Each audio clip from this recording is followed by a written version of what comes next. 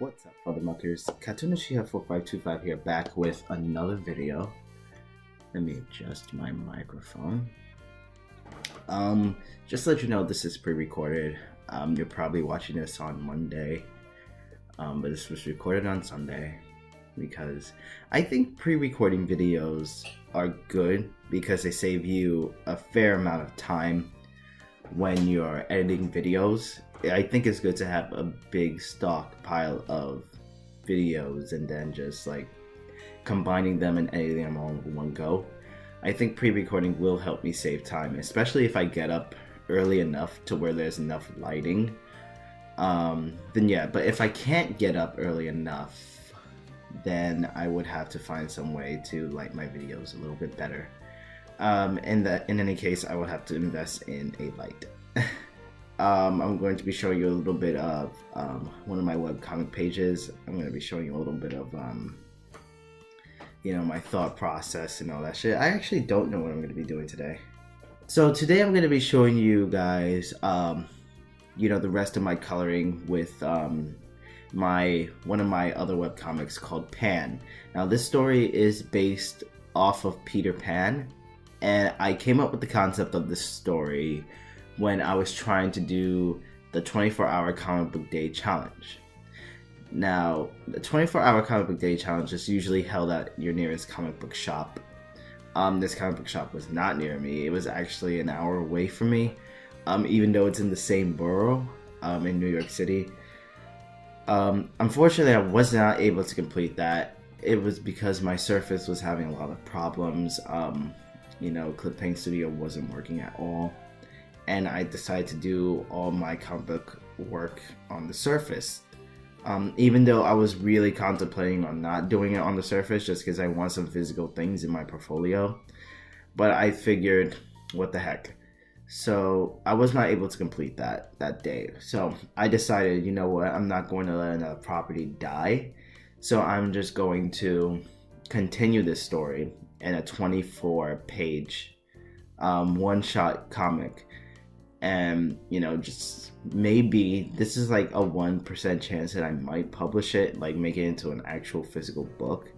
But as of right now, it is going to be just strictly a webcomic for Line Webtoons. And I can use the Peter Pan property because it has the 100-year domain on it, so I believe anybody can use it and anybody can publish it. Which is why Disney is so successful, because most of their properties come from the 100-year domain. And I've always loved the story of Peter Pan, the good and the bad story of Peter Pan. And I feel like doing this webcomic will help me because I'll be drawing things that are totally different. It will be really challenging for me because I get to practice on drawing children more. I get to practice on actually drawing a pirate ship, drawing a sea, drawing somebody flying.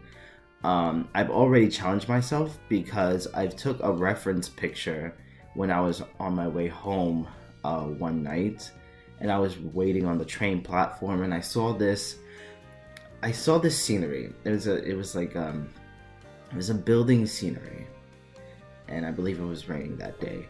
And I decided to take a picture of the intersection because I thought it was really interesting to me.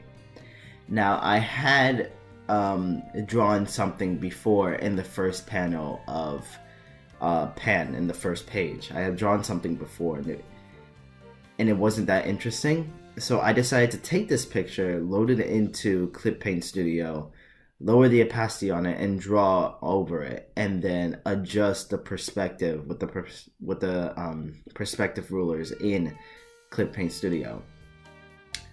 So then that first panel really came out. It was really different, and it's still not finished, but I don't want to like over detail it.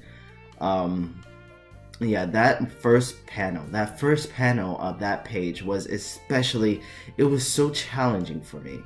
Because I'm not good with perspective, and I'm not good with what's that word? Industrialized things like buildings. I'm not good with buildings. So that right there, taking that picture right there helped me lay out the foundation of the story. Like, I wanted the reader to know where exactly they were in that first panel. I feel like the first thing what I drew before wasn't really indicating anything besides buildings. In this first panel, I wanted the reader to know that it was snowing really bad. But I wanted to show snow to the point where it wasn't over detailized, because I didn't want the snow to really affect that panel. So I try to keep it like minimum snow, show most of the snow on the floor, and then just go from there with the buildings and the perspective and stuff. Now, coloring the buildings is a different story. Right now I am doing the base color, so when I go to actually draw the finished colors, it's not going to look like that. The base colors is what I usually put to lay down so I can know what colors I need to use. Just utilize the color wheel as much as possible with this base color. Like, how can I use other colors to complement this color and either make it look darker or lighter depending on which color I choose to complement this base color. That's usually my thought process when I'm coloring. And I know there are faster ways to color, but this will be my first time coloring a comic page in Autodesk Sketchbook. So what I did was I penciled and inked in clip paint, and then I brought it over to Autodesk Sketchbook where I am coloring. And I'm starting to think that maybe that wasn't such a good idea because of all the detail and from me scaling down the page in clip paint and then porting it over to Autodesk, that I feel like it's lagging so much to the point where I actually don't want to work on it, and I've been putting it off because I don't like it when I'm turning the page and then the program lags. And then sometimes when I choose the color picker, like the entire program would just disappear and I have to restart the program, and I don't know what the hell is happening. Like, I downloaded this program from the Windows app and it just doesn't want to work. So working with this program so far, it's really nice, but it's really freaking frustrating, and I have to do another review on it, like a more in-depth review, now that I've actually learned how to color and learn how to use most of the tools in this program. So yeah, I hope you enjoyed this little rant video. I hope you enjoyed seeing the process of my coloring when I show it over this video. But yeah, please let me know what you think in the comments down below. Please like and share this video. It will really help my channel out a lot. I'm almost to 200 subscribers, but by the time you're watching this, I probably will be up to 200, but I'm not sure. That'll be in the future.